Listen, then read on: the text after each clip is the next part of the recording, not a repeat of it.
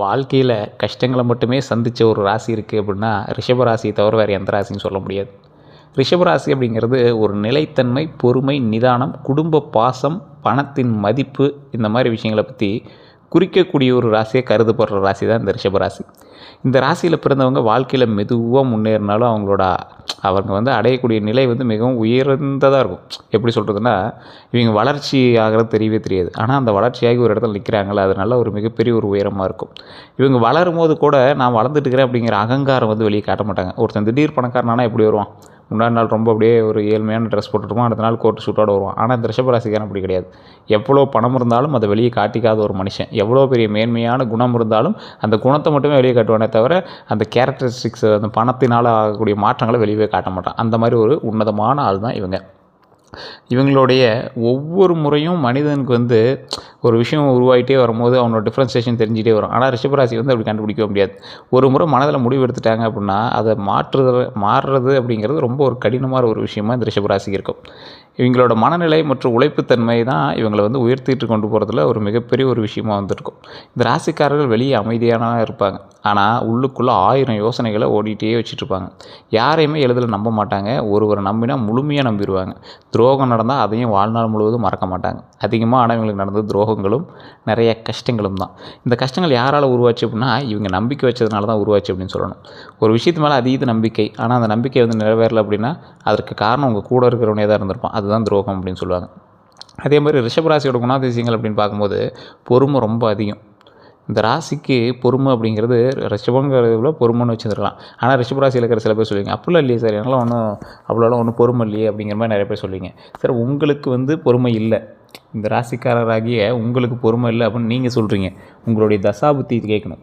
உங்களோட தசாபுத்தி வேறு, நட்சத்திரம் வேறு, இது எல்லாமே டெஸ்ட் பண்ணி தான் உங்களுடைய பொறுமையும் உங்களுடைய நிதானமும் அங்கீகரிக்கப்படுது. இந்த ராசிக்காரர்கள் மிகப்பெரிய பலம் பொருந்தியவங்க. ஆனால் எந்த பிரச்சனை வந்தாலும் உடனே அதை பற்றி ஒரு பிரச்சனை நடந்துச்சு அப்படின்னா பதட்டமாக இருப்பாங்களோ ஒருத்தர், அச்சோ இப்படி ஆச்சுன்னு. இந்த ராசிக்காரர் அவ்வளோ சீக்கிரம் பதட்டம் ஆக மாட்டாங்க. அப்படி மீறி நீங்கள் பதட்டம் ஆகுறீங்க அப்படின்னா உங்களுக்கு இந்த ராசியினுடைய இது செல்லுபடியாகல, உங்களுக்கு வேறு எதாவது நெகட்டிவ் எனர்ஜி இருக்குது அப்படின்னு அர்த்தம். அந்த நெகட்டிவ் எனர்ஜியுமே வெளியே போக்கலாம். அது ஜாதகத்தின் மூலமாக செக் பண்ணிட்டு சொல்லிடுவாங்க. அதே போல் அமைதியாக யோசித்து முடிவெடுக்கக்கூடிய நபர்களில் நீங்கள் ஒரு முக்கியமான நபர். அதை மட்டும் நீங்கள் என்றைக்கும் விட்டுறாதீங்க. அமைதியாக யோசித்து முடிவெடுக்கணும். இந்த குடும்ப பாசம் அப்படின்னு சொல்லுவாங்களே, இந்த ராசிக்காரர்களுக்கு குடும்பம் மிகவும் முக்கியம். குடும்பத்துக்காக எவ்வளோ கஷ்டப்பட்டாலும் தாங்கிக் கொள்ளக்கூடிய ஒரு நபர் இந்த ராசிக்காரர்கள். பணத்தோட மதிப்பு தெரியக்கூடிய ஒரு முக்கியமான நபர் ரிஷபராசிக்காரர்கள். ஆனால் சில சமயத்தில் நீங்கள் பணத்தை தண்ணி மாதிரி செலவிட்டதுனால தான் இப்போ நீங்கள் பாடத்தை கற்றுக்கிட்டு அமைதியாக இருக்கீங்க அப்படிங்கிறது உண்மை. பணம் சம்பாதிப்பது எவ்வளோ கஷ்டம் அப்படிங்கிறத நன்றாக அறிஞ்சிருக்கக்கூடிய ஒரு நபர் நீங்கள். தேவையில்லாமல் செலவு செய்ய விரும்ப மாட்டீங்க. இந்த ராசிக்காரர்கள் ஒரு உன்னதமான ராசி, ஒரு தனித்துவமான ராசி. கோபம் தாமதமாக வரும். இவங்க எளிதில் கோவப்பட மாட்டாங்க. ஆனால் கோபம் வந்துச்சு அப்படின்னா அதை கட்டுப்படுத்தவே முடியாது. அந்தளவுக்கு கோபம் வரும். இந்த ரிஷபராசிக்காரர்களோட கூட இருக்கிற யாராவது இருந்தால் சொல்லுங்கள், இந்த ராசிக்காரனுக்கு எவ்வளோ கோபம் வரும், அது எப்படி ரொம்ப கடினமாக இருக்கும் அப்படிங்கிறது அவங்களுக்கு தெரியும். மனதில் வச்சுக்கொள்வாங்க அப்படின்னு சொல்லுவாங்க. இந்த ராசிக்காரர் எதை சொன்னாலும் மனசில் வச்சுக்கிறான்பா அப்படிம்பாங்க. யாராவது துன்பப்படுத்தினா அதை வெளியில் சொல்லாமல் உள்ளுக்குள்ளேயே வச்சுட்டு புழுங்கிட்டே இருப்பாங்க. அதை பழி வாங்கணுங்கிற எண்ணம் வேறு, ஆனால் அதை உள்ளுக்குள்ளேயே வச்சுட்டு கஷ்டப்பட்டுட்டு இருப்பாங்களா, அந்த மாதிரி ராசி நீங்கள். அழகும் வசதியும் பிடிக்கும். அதே மாதிரி ஒரு எக்ஸாம்பிள் சொல்கிறேன்னா, இந்த ரிஷபராசிக்காரர்கள் அழகாக இருக்கணும் அப்படின்னா எங்களை மெருகேற்றிட்டே இருப்பாங்க. சின்ன சின்ன விஷயத்தை கூட கரெக்ட் பண்ணிகிட்டே இருப்பாங்க. வசதி கொஞ்சம் லக்ஸூரியாக இருக்கிறது எங்களுக்கு ரொம்ப பிடிக்கும். நல்ல வீடு, நல்ல வாழ்க்கை, நல்ல உணவு, நல்ல உடை, இந்த மாதிரி விஷயங்கள்லாம் விரும்பக்கூடிய ஒரு நபர்களாக இந்த ரிஷபராசிக்காரர்கள் இருப்பாங்க. காதலில் ரொம்ப உண்மையானவங்க. இந்த காதல் உண்மை அப்படிங்கிறது காதல் மற்றும் உறவுகளில் மிகவும் நேர்மையானவர்களாக இருக்கிறவங்களுக்கு மட்டும்தான் அது உண்மை அப்படிங்கிறது உண்மைத்தன்மை தெரியும். ஒருவரை நேசித்தாங்க அப்படின்னா முழு மனதோடு நேசிக்கக்கூடிய நபர். ரொம்ப அப்படி டீப்பாக உள்ளே போயிடுவாங்க. ஸோ அந்தளவுக்கு ஒரு உன்னதமான ராசி. ரிஷபராசிக்காரர்களோட பலவீனம் என்ன தெரியுமா? பிடிவாதம் அதிகம். உங்கள்கிட்ட ஒரு விஷயத்தை எடுத்திங்கன்னா பண்ணியே ஆகணும், இல்லைன்னா அதை விடவே மாட்டேன். யாருடைய ஆலோசனையும் உடனே ஏற்க மாட்டீங்க. இவன் அட்வைஸ் கொடுக்குறான், சரி ஓகே அவ்வளோதான். அதுக்கப்புறம் அது மைண்டில் கூட நம்ம வாங்க மாட்டோம். இந்த ரிஷபராசிக்கார்ட்ட அது ஒரு பெரிய ட்ராபக். இது உண்மை இல்லையான்னு மறக்காமல் சொல்லுங்கள். யாருடைய ஆலோசனை கேட்டாலும் கேட்டுக்குவீங்க, ஆனால் அதை எஸ்டாப்ளிஷ் பண்ண மாட்டீங்க. மன அழுத்தத்தை உள்ளுக்குள்ளேயே வச்சுக்கிற ராசியில் இந்த ராசி ஒரு முக்கியமான ராசி. அதிகம் யோசிப்பீங்க, ரொம்ப அதிகமாக டீப்பாக யோசிப்பீங்க. சில நேரங்களில் சோம்பேறித்தனம் வரும். கொஞ்சம் சோம்பேறித்தனம் அதிகம் அப்படின்னே சொல்லுவாங்க உங்ககிட்ட. ஸோ தற்போது ரிஷபராசிக்காரர்களுக்கு நடந்து கொண்டு இருக்கக்கூடிய பிரச்சனைகள் என்ன அப்படின்னா, 2026 தமிழ் புத்தாண்டு பிறந்ததுலேருந்து ரிஷபராசிக்காரர்களுடைய வாழ்க்கையில் பல மாற்றங்கள் நடந்திருக்கலாம். மாற்றங்கள்லாம் எந்த அளவுக்கு மாற்றங்கள் அப்படின்னா, பண நெருக்கடி உங்களுக்கு கண்டிப்பாக வந்திருக்கும். இது இப்போ இருக்கா இல்லையான்னு மறக்காமல் சொல்லுங்கள். ஒரு சிலருக்கு இல்லை சார் இப்போ தான் சார் கொஞ்சம் ரிலாக்ஸாக இருக்குது அப்படிம்பீங்க. எங்களுக்கு வந்து தசாபுத்தி மாற்றம் வேறையாக இருக்கும். அதே போல் உங்களுக்கு வந்து லக்கினம் வந்து வேறையாக இருக்கும். அப்படி செக் பண்ணி பார்க்கும்போது உங்களுக்கு வந்து ஈஸியாக கண்டுபிடிச்சலாம். எப்படி சார் எதாவது செக் பண்ணி பாருங்கள், லோக்கலில் கொடுத்து செக் பண்ணுங்கள். ஏதாவது ஜோதிடர்கிட்ட கொடுத்து செக் பண்ணுங்கள். இல்லை சார் அங்கே ஒன்றும் சாட்டிஸ்ஃபை ஆகலை அப்படின்னா கீழே இருக்கக்கூடிய நம்பருக்கு ஃபோன் பண்ணி நீங்கள் வந்து தெரிஞ்சுக்கலாம். ஆனால் கீழே கொடுத்துருக்கிறது ஒரு விவிஐபி ஜோதிடர், அப்பாயின்மெண்ட் பேசிஸில் மட்டும் தான் பார்ப்பார். அதுக்கு தகுந்த மாதிரி தான் ஃபீஸஸ் இருக்கும். வேணும்னா மட்டும் நீங்கள் வந்து கீழே இருக்க நம்பர் பயன்படுத்தி நீங்கள் ப்ரமோஷன் ஆக்டிவிட்டி எடுத்துட்டாலும் பரவாயில்ல. அதே போல் வருமானம் வந்தாலும் கையில் பணம் தங்காமல் இருக்கக்கூடிய சில ராசிகள்லாம் இருக்குல்ல, அதில் முதல் ராசி நீங்கள் தான். எவ்வளோ வருமானம் வந்தாலும் அதுக்கு தகுந்த மாதிரி உங்களுக்கு செலவு வந்துகிட்டே இருக்கும். ஒரு 500 மிச்சம் பண்ணி வைக்கலாம்னா கூட அதுக்கு ஏதாவது ஒரு நோண்டிகிட்டே இருப்பாங்க. உங்களுக்கு ஏதாவது ஒரு தேவையில்லாத செலவுகள்லாம் வந்துகிட்டே இருக்கும் இந்த டைமில் உங்களுக்கு. ஆனால் இதுக்கு மேலாம் கொஞ்சம் பிரச்சனை இல்லை. கடன்லாம் தீரக்கூடிய ஒரு காலகட்டம் தான், இப்போ கவலைப்பட தேவையில்ல. அதே மாதிரி இந்த ராசிக்காரர்களுக்கு கடன் அழுத்தம், முன்பு எடுத்த கடன்களை தற்போது மன அழுத்தத்தை வந்து அதிகப்படுத்திகிட்டே இருக்கும். எப்பயோ எடுத்த கடன் தான், ஆனால் இன்னும் உங்களை வந்து வாட்டி வச்சுட்டே இருக்கும். அதே மாதிரி குடும்பத்தில் கருத்து வேறுபாடுகள், குடும்பத்தில் உள்ள யாருக்கும் சரியாக புரிந்து கொள்ளக்கூடிய உணர்வுகள் இல்லை. நீங்களுமே வந்து அந்த குடும்பத்தில் இருக்கிறவங்களை பற்றி புரிஞ்சுக்கிறதுக்கான ஸ்பேஸ் உங்களுக்கு கிடைக்கல. அந்த மாதிரி சில விஷயங்கள் வந்து உங்களுக்கு நடந்துருக்கும். வேலை பிரச்சனை, வேலையில் மதிப்பு குறைப்பு. நீங்கள் வேலை செஞ்சிட்ருப்பீங்க, உங்களுக்கான வேலைக்கான ஊதியம் கரெக்டாக கிடச்சிருக்காது. நீங்கள் செய்கிறது 10,000 வேலைன்னா உங்களுக்கு கிடைக்கிறது 1000 சம்பளமாக இருக்கும். உழைப்புக்கு தகுந்த பலன் இல்லாமல் போகிற நிலை உங்களுக்கு இருக்கலாம். அதே மாதிரி வேலையோட மதிப்பு உங்களுக்கு குறைவாக இருக்கும். நம்பிக்கை துரோகம் அப்படிங்கிறது எல்லார் வாழ்க்கையிலும் நடக்கிறதா? என்ன சார் அது எல்லாத்துக்கும் மேட்ச் ஆகுமே அப்படின்னு கேட்டால், உங்களுக்கு இது அதிகமாகவே இருந்திருக்கும். நீங்கள் நம்பிய ஒருவர் ஏமாற்றி இருக்கலாம். உங்கள்கிட்ட ஒருத்தர் பணம் வாங்கிட்டு உங்களோட கூட இருந்த நண்பனே இல்லை குடும்பத்தில் ஒருத்தரையே வந்து உங்களை நல்லா ஈஸியாக ஏமாற்றக்கூடிய ஒரு ராசி தான் நீங்கள். அதாவது உங்களை அவங்க ஈஸியாக ஏமாற்றிடுவாங்க. ஏமாறக்கூடிய ராசி நீங்கள். ஸோ இந்த ராசி அதிகமாக துரோகங்களை அனுபவித்தாலும் அசால்ட்டாக தொடச்சிட்டு போயிட்டே இருப்பாங்க. ஏன்னா அது பழக்கமாயிருச்சு இல்லை. அந்த மாதிரி மன அழுத்தம் கொஞ்சம் உங்களுக்கு அதிகமாகவே இருக்கும். இரவு தூக்கம் குறையுது. இந்த ராசிக்காரன் இந்த காலகட்டத்தில் உங்களுக்கு கண்டிப்பாக தூக்கமின்மை கொஞ்சம் கம்மியாக தான் இருக்கும். அதிக யோசனை வந்து அதிகமாக இருக்கும். நைட்டு தூங்கினா தூக்கம் வராது. ஏதோ யோசனை போகும், கற்பனை போகும். அதுக்கோசரம் செல் எடுத்து கையில் வச்சு நோண்டிட்டு இருக்க தான் தோணும். எதிர்கால பயம் வந்து உங்களுக்கு இப்போ வந்து கொஞ்சம் லைட்டாக வர ஆரம்பிச்சிருக்கும். எதிர்கால பயம் போன்றவெல்லாம் இருக்கலாம் அப்படிம்பாங்கள்ல. ஸோ இந்த எதிர்கால பயம் வந்து உங்களுக்கு இப்போ கொஞ்சம் அதிகமாகவே வர ஆரம்பிச்சிருக்கும். அது ஏன்னே தெரில சார். இப்போ வேலைக்கு என்ன பண்ணுவோம் அப்படிங்கிற மாதிரிலாம் யோசிக்க ஆரம்பிக்குது சார். ஓரளவுக்கு போயிட்டு தான் இருக்குது, தொழில் சம்பளம் வந்துட்டு தான் இருக்குது. ஆனால் வருங்காலத்தில் என்ன பண்ணுவோங்கிற ஒரு கேள்விக்குறியான ஒரு விஷயங்கள் வந்து மைண்டில் அப்போ வந்து போகுது சார் அப்படிங்கிற மாதிரி இருப்பீங்க. அதே மாதிரி இந்த பிரச்சனைலாம் ஏன் உருவானது அப்படிங்கிற ஒரு விஷயம் இருக்குல்ல. அதிக பொறுப்புகளை வந்து ஏற்றுக்கொண்ட ராசி வந்து ரிஷபராசி. ரிஷபராசிக்காரில் வந்து தான் பார்த்துருக்கிறேன், நான் பார்த்துக்கிறேன் அப்படின்னு ஒரு இடத்துல பொறுமையும் தங்கள் மீது ஒரு நம்பிக்கையை வச்சு அவங்க இடத்துல சொல்லிடுவாங்க. இந்த அதிக பொறுப்பு வந்து ஏற்றுக்கிற ராசி ரிஷபராசி அப்படின்னு சொல்கிறதுக்கான காரணம் என்னென்னா, இப்போ குடும்பத்தில் ஒரு 4-5 பேர் இருக்காங்க அப்படின்னா திடீர்னு 2 அண்ணன் உங்களுக்கு இருப்பான். ஆனால் 3வது பையனாக இருப்பீங்க, இல்லை நீங்கள் 2வது பையனாக இருப்பீங்க. நீங்கள் வந்து குடும்பத்தை நான் பார்த்துக்கிறேன் அப்படிங்கிற மாதிரி சொல்ல ஆரம்பிச்சிடுவீங்க. சொன்னோன்னே என்ன ஆகும், அந்த குடும்பத்தோட ஒட்டுமொத்த பாரமும் உங்ககிட்ட இருந்திருக்கும். அப்போ என்ன ஆகுது, ரிஷபராசிக்காரர்கள் நான் பார்த்துக்கிறேன் அப்படின்னு சொல்லக்கூடிய எல்லா பொறுப்புகளையும் தங்கள் மீது ஏற்றுக்கிறாங்க. அப்போ என்ன ஆகுது, அது வந்து அதீத பொறுப்புகளை ஏற்றுக்கொள்ளக்கூடிய ஒரு தருணமாக மாறுது. உங்களுக்கு ஸ்ட்ரெஸ் அதிகமாகுது. இதுதான் ஒரு காரணமாக கூட இருக்கலாம். அதே மாதிரி யாரையுமே மறுக்க முடியாமல் நீங்கள் வந்து சரிப்பா நீ சொன்னால் ஓகே பண்ணி தான் ஆகணும் அப்படிங்கிற மாதிரி மாட்டிக்கிறதுனால பல விஷயத்தில் மாட்டிக்கிங்க. பலருக்கு உதவி செஞ்சுருப்பீங்க, ஆனால் அவர்கள் வந்து திருப்பி உதவாமல் போயிருக்கலாம். உதவி வந்து நிறையா நீங்கள் செஞ்சுருப்பீங்க, ஆனால் அந்த ஆள் வந்து திருப்பி உங்களுக்கு உதவி இருக்க மாட்டான். நீங்கள் எதிர்பார்த்து நீங்கள் ஒன்றும் செய்யலை, அவன் வந்து திருப்பி செய்யணும் அப்படின்னு எதிர்பார்த்து நீங்கள் செய்யலை. ஆனால் ஒரு வேளை அவன் வந்து அது மனசில் வச்சுக்கிட்டாவது இவங்க வந்து செஞ்சாங்க அப்படிங்கிற ஒரு விஷயம் உங்களுக்கு தோணுச்சுன்னா கூட கொஞ்சம் ஒரு மனசுக்கு திருப்தியாக இருந்திருக்கும்ல. அவன் அன்றைக்கி நன்மை செஞ்சான், அவன் நம்ம வந்து ஓரளவுக்கு நினச்சாவது பார்க்கணும் அப்படின்னா அவன் நினச்சானா நம்மளுக்கு எவ்வளோ சந்தோஷமாக இருக்கும். ஸோ அதுதான் மெயின். அது வந்து அப்படி அவன் நினைக்க மாட்டான். உங்ககிட்ட தவறான நம்பிக்கையோடு பணம் கொடுத்தவங்க யாரும் திருப்பி தரமாட்டாங்க உங்ககிட்ட. ஒரு சிலரை சொல்கிறேன், எல்லாரையும் நான் சொல்லலை. அதே மாதிரி குடும்ப செலவுகள், வீடு, குழந்தை, மருத்துவம், வியாபாரம் போன்ற காரணங்களால் செலவுகள் அதிகரிக்கக்கூடிய ஒரு சில நாட்களாகவும் உங்களுக்கு அமைதுங்க. திடீர் முடிவுகள் அப்படின்னு பார்த்தா சில முதலீடுகள் வந்து எதிர்பாராத பலனை வந்து தராமல் போயிருக்கலாம். அதாவது சில முதலீடுகள் அப்படின்னா நீங்கள் எந்த அளவுக்கு முதலீடு போகிறீங்களோ அந்தளவுக்கு சொல்கிறேன். அதே மாதிரி கடன் பிரச்சனை இப்போது அதிகமாக இருக்கா, குறைய ஆரம்பிச்சிருக்கா, இதுதான் உங்களுக்கு ஒரு மெயின் பாயிண்ட்டாக இப்போ வந்து போய்ட்டுருக்கு. சரி, இந்த காலகட்டம் கடன் பிரச்சனை எப்படி இருக்க போகுது, குறையுமா இல்லை அதிகரிக்குமா? இப்போ அதிகமாக இருக்குது அப்படி இருக்குது அப்படின்னு கேட்டால், ரிஷபராசிக்காரர்களுக்கு கடந்த சில மாதங்களாக கடன் அழுத்தம் அதிகமாக தான் இருந்திருக்கும். அந்த கடன்கிறது இஎம்ஐ தான். நீங்கள் ஒன்றும் அப்படியே கழுத்து பிடிச்சிட்டு இது பண்ணுற அளவுக்குலாம் இல்லை. ஆனால் ஒரு சிலருக்கு எக்ஸ்ட்ரீமுக்கு போட போயிருக்கும். ஆனால் தற்போது அந்த நிலை வந்து மெதுவாக குறைய ஆரம்பிக்கும் காலம். முக்கியமாக பழைய கடன்களை அடைக்க வழிகள் கிடைக்கும். எதிர்பாராத உதவி கிடைக்கலாம். நிலுவையில் இருந்த பணம் வந்து திரும்ப கிடைக்கும். ஒரு ரொம்ப நாளாக வெயிட்டிங்கில் இருக்குது சார், அது இப்போ தான் கிடச்சிருக்கு அப்படிங்கிற மாதிரி சில விஷயங்கள் வந்து கிடைக்காத வாய்ப்புகள் கொஞ்சம் அதிகமாகவே இருக்குது. புதிய வேலைவாய்ப்பு அல்லது கூடுதல் வருமானம் வந்து உங்களுக்கு இருக்கும். புதிய வேலைவாய்ப்புனா நீங்கள் செஞ்சுட்டு இருக்கிற தொழிலே ஒரு ப்ளஸ் பாயிண்ட்டாக ஒன்று வந்து அமையலாம்.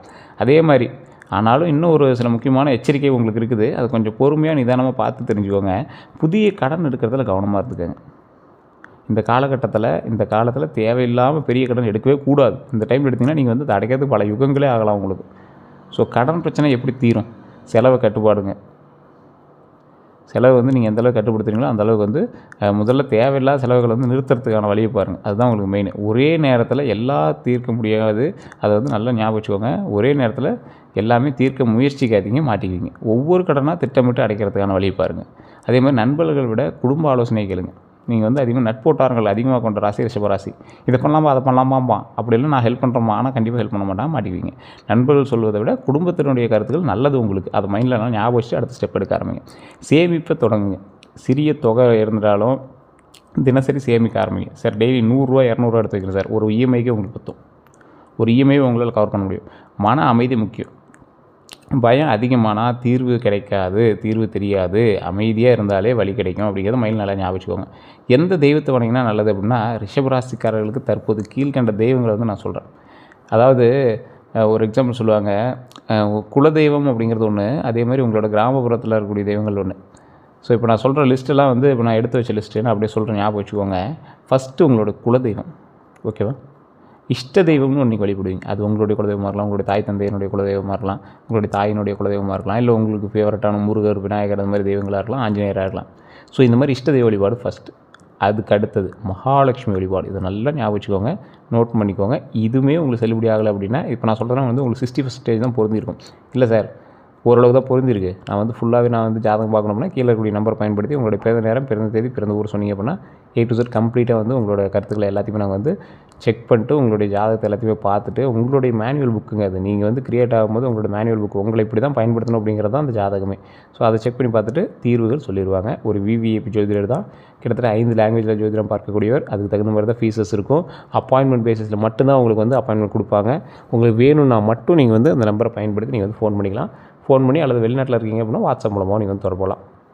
அதே மாதிரி பண வரவு அதிகரிக்கக்கூடிய ஒரு காலகட்டமாக இந்த காலகட்டம் அமையிறதுக்கு முக்கியமான ஒரு வழிபாடு மகாலட்சுமி வழிபாடு. வெள்ளிக்கிழமையில் தீபம் ஏற்றி வழிபடுவது ரொம்ப நல்லது. பண வரவு அதிகரிக்கும், வீடு அமைதியில் கிடைக்கும், வீடு வந்து அமைதியாக இருக்கும், சந்தோஷம் இருக்கும், நிம்மதி இருக்கும், கடன் சுமை குறையும். இதெல்லாம் மகாலட்சுமி வழிபாடு பண்ணிங்க அப்படின்னா தான் முடியும். வெள்ளிக்கிழமையில் தீபம் ஏற்றி வழிபடணும். முருகர் வழிபாடு செவ்வாய்க்கிழமையில் முருகர் கோயிலுக்கு போய் செல்வது ரொம்ப நல்லதுங்க. இந்த ராசிக்காரர் வந்து செவ்வாய்க்கிழமை முருகர் கோயிலுக்கு போயிட்டு வாங்க. பக்கத்தில் சின்ன கோயில் தான் சார் இருக்குது, போயிட்டு வாங்க, ஒன்றும் பிரச்சனை இல்லை. பலன் என்னென்ன அப்படின்னா, எதிரிகள் வந்து விலகுவாங்க, தைரியம் அதிகரிக்கும், வேலை வாய்ப்பு கண்டிப்பாக கிடைக்கும். வேலை இல்லாதவங்க இந்த விஷயத்தை வந்து கண்டிப்பாக ட்ரை பண்ணி பாருங்கள்.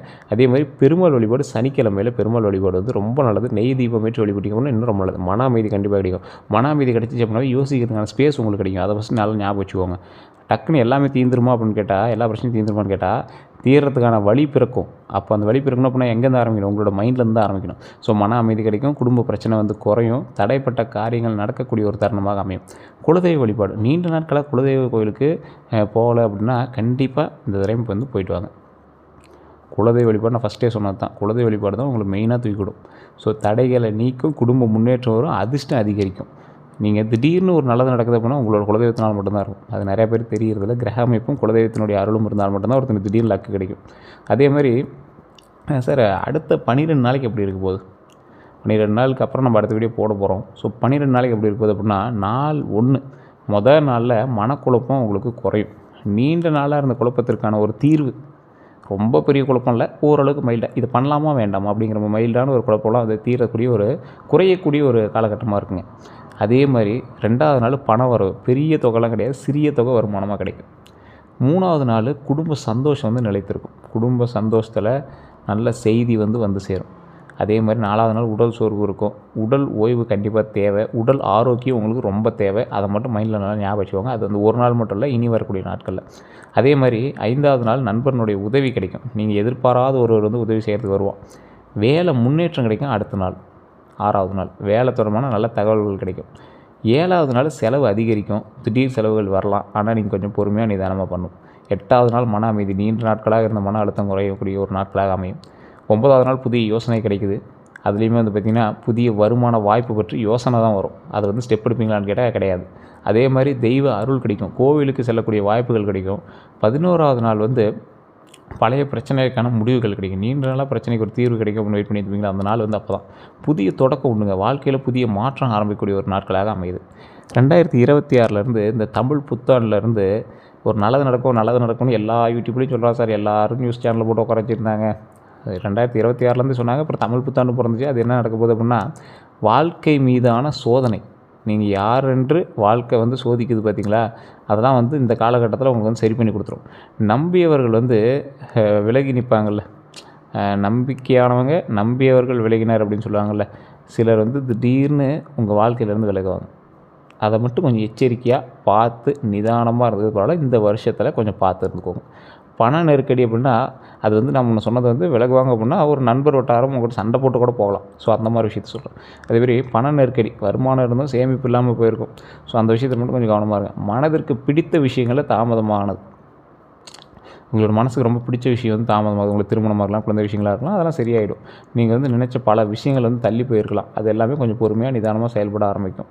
தனிமை உணர்வு, உங்களை யாரும் புரிஞ்சிக்கல அப்படின்னு ஒரு விஷயம் வந்து ஒரு மைண்டில் ஓடிட்டே இருக்குங்களா, அந்த உணர்வு வந்து கொஞ்சம் அதிகமாகவே இருக்கும் இந்த காலகட்டத்தில். உங்களுக்கு இந்த வருடங்களில் தமிழ் புத்தாண்டுலேருந்துன்னு வச்சுக்கலாம், இல்லை 2026 வச்சுக்கலாம். நிறைய பேர் சொல்லுவீங்க சார் அப்போலேருந்தே அப்படி தான் சார் இருக்குது அப்படிம்பீங்க. அதேமாதிரி இனிமேல் என்ன நடக்க போகுது அப்படிங்கிற ஒரு மைண்ட் செட் இருக்கும்ல, மெதுவான முன்னேற்றம் இருக்குது. இனி வாழ்க்கையில் மெதுவாக சரியாக ஆரம்பிக்கக்கூடிய ஒரு காலகட்டம் அமையப்போகுது. புதிய வருமான வாய்ப்பு உங்களுக்கு உண்டாக போகுதுங்க. 2வது வருமானம் அப்படின்னு ஒன்று சொல்லுவாங்கள்ல, சைடு இன்கம், அந்த மாதிரி ஒன்று வந்து உருவாக போகுது. கடன் குறையும். 2026 நடுப்பகுதிக்கு பிறகு கடன் சுமை வந்து குறைய ஆரம்பிக்கிறதுக்கான காலகட்டம். மே மாதம் இப்போ ஆரம்பிச்சிச்சா, இதுமாதிரி வந்து கடன் பகுதி வந்து குறைய ஆரம்பிக்கும். குடும்பத்தில் நல்ல மாற்றம் உண்டாகுங்க. குடும்பத்தில் இருந்து கருத்து வேறுபாடுகள் குறையும், நல்ல மாற்றம் உண்டாகும். வேலை மற்றும் தொழிலில் வளர்ச்சி உண்டாகும். புதிய வாய்ப்புகள் கிடைக்கும். வெளிநாட்டு வாய்ப்பு அப்படின்னு பார்த்திங்கன்னா, சிலருக்கு வந்து வெளிநாட்டு தொடர்பான நல்ல தகவல் வரலாம். திருமணம் அப்புறம் இந்த உறவு அப்படிலாம் பார்த்திங்கன்னா, திருமண தாமதமானவங்களாம் வந்து நல்ல செய்தி கிடைக்கலாம். இந்த ரிஷபராசிக்காரர்களுக்கு முக்கிய அறிவிப்பு அப்படின்னு பார்த்தா, யாரையுமே முழுமையாக நம்பாதீங்க. உங்களுக்கு மெயினான ஒன்று அதுதான். பண விஷயத்தில் கவனமாக இருங்க. உங்களோட உடல் நலத்தில் அலட்சியம் செய்யாதீங்க. இரவு அதிகமாக வந்து யோசிக்காமல் தூங்கி எழுந்திரிங்க. புதிய வாய்ப்புகளை தவற விடாதீங்க. தினமும் காலை நேரத்தில் பிரார்த்தனை பண்ணுங்கள். சாமிகிட்ட இன்றைக்கி வந்து இது நடக்கணும், நல்லது நடக்கணும் அப்படிங்கிற மாதிரி பிரார்த்தனை பண்ணுங்கள். அதிர்ஷ்டமான விஷயங்கள்லாம், அதிர்ஷ்ட நிறங்கள் நான் ஃபஸ்ட்டு சொல்கிறேன். வெள்ளை, இளஞ்சிவப்பு, பச்சை, இது 3 வந்து உங்களுக்கு ஒரு அதிர்ஷ்டமான நிறம். அதிர்ஷ்டமான எண்ணா 6, 15, 24. அதிர்ஷ்டமான நாட்கள் வெள்ளிக்கிழமை, புதன்கிழமை. தினசரி சொல்ல வேண்டிய மந்திரம் அப்படின்னா, ஓம் ஸ்ரீம் மகாலட்சுமியே நமக. இந்த மந்திரத்தை வந்து தினமும் 108 முறை சொல்லுங்கள். இது கமெண்ட் செக்ஷனில் ஒரு டைம் பதிவிடுங்க. ஓம் ஸ்ரீம் மகாலட்சுமியே நமக, ஓம் ஸ்ரீம் மகாலட்சுமியே நமக, ஓம் ஸ்ரீம் மகாலட்சுமியே நமக. இந்த மந்திரத்தை வந்து தினமும் 108 முறை வந்து சொல்லுங்கள். அதே மாதிரி இந்த ராசிக்காரங்க தற்போது வாழ்க்கையில் ஒரு மாற்ற காலம் நடந்து கொண்டு இருக்குது. இதுவரை இருந்த கஷ்டங்கள் உங்களை வந்து ஒரு கஷ்டங்கள் எல்லாத்தையும் உடச்செறியக்கூடிய ஒரு தருணமாக மாறப்போகுது. இந்த வலிமையானவங்க, இந்த ரிஷபராசிக்காரங்க ரொம்ப வலிமையானவங்க. சின்ன சின்ன விஷயத்துக்கோசரம் உடஞ்சி உட்காரக்கூடாது. நீங்கள் இறங்கி போராடிங்க அப்படின்னா பல பிரச்சனைகள் வந்து தீரும். கடன் பிரச்சனை மெதுவாக குறையும். மன அமைதி திரும்ப வரும். பண வரவு அதிகரிக்கும். குடும்பத்தில் நல்ல மாற்றம் உருவாகும். தெய்வ அருள் கிடைக்கும். ஆனால் பொறுமை ரொம்ப முக்கியங்கிறத மைண்டில் ஞாபகம் வச்சுக்கோங்க. உங்களுக்கு வாழ்க்கை முழுவதும் ஒரே மாதிரி கஷ்டமாக இருக்காது. நீங்கள் மெதுவாக வந்து உயர்வீங்க அப்படிங்கிறத மைண்டில் ஞாபகம் வச்சுக்கோங்க. ஆனால் உயர்ந்த பிறகு யாராலையும் வந்து உங்களை வந்து கீழே இறக்க முடியாது. ஸோ கொஞ்சம் உயர்ந்துட்டீங்க அப்படின்னா உங்களை யாரும் கீழே தர முடியாது. பயந்துக்காதீங்க. 2026 ஆண்டு 2ஆம் பாதி ரிஷபராசிக்காரர்களுக்கு ஒரு புதிய நம்பிக்கையும் புதிய துவக்கத்தையும் தரக்கூடிய காலமாக இருக்கும். இந்த காலகட்டம் தான் உங்களுக்கு அது நடுப்பகுதி. ஸோ அதனால் கவலையே பட தேவையில்ல. நம்பிக்கையோடு இருங்க, நல்லதே நடக்கும். ரிஷபராசிக்காரர்களுக்கு நிறைய நல்ல விஷயங்களை பற்றி இப்போ நம்ம பார்த்தோம். ஸோ வேறு ஏதாவது இதில் தகவல்கள் வேணும் அப்படின்னா கீழே டிஸ்கிரிப்ஷன் நம்பர் கொடுத்து அந்த நம்பருக்கு ஃபோன் பண்ணி கேட்டு தெரிஞ்சுக்கோங்க. அதே மாதிரி நம்ம சேனலை சப்ஸ்கிரைப் பண்ணாமல் தான் சப்ஸ்கிரைப் பண்ணிக்கோங்க. பக்கத்தில் பெல் பட்டன் ப்ரெஸ் பண்ணி அதில் ஆல் அப்படி கிளிக் பண்ணிக்கோங்க. அப்போ தான் வந்து நோட்டிஃபிகேஷன் உங்களுக்கு வந்து சேரும். ஃபேஸ்புக்கில் பார்த்துட்டிங்கன்னா ஃபாலோ பண்ணிக்கோங்க. வேறு ஏதாவது தகவல் வேணும் அப்படின்னா கமெண்ட் பண்ணுங்கள், இல்லை ஃபோன் பண்ணி நீங்கள் வந்து கேட்டுக்கலாம்.